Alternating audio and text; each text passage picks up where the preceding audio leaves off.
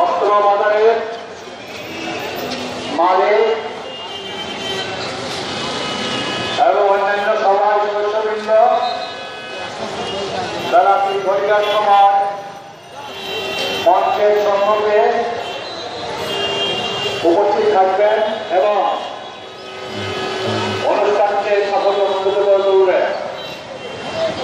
এর মধ্যে আরো যারা রয়েছে যে ইনশাআল্লাহ তাআলা সন্ধ্যা ৭টায় ভোজনের আয়োজন করা হয়েছে। আমাদের সবার এই উপস্থিতি কাম্য,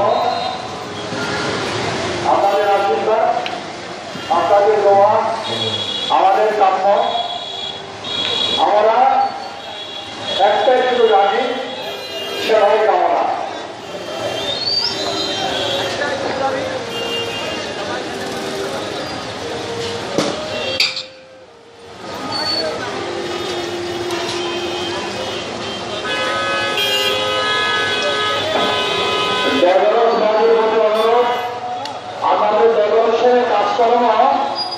জমান নামাজ আগে সব সম্পন্ন করে ফেলবেন।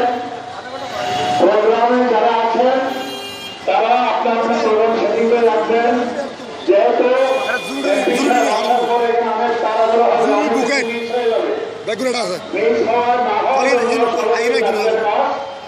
সেই সময় ঠিক মতো করে রাখবেন, কোনো অসুবিধা না হওয়ার মতো।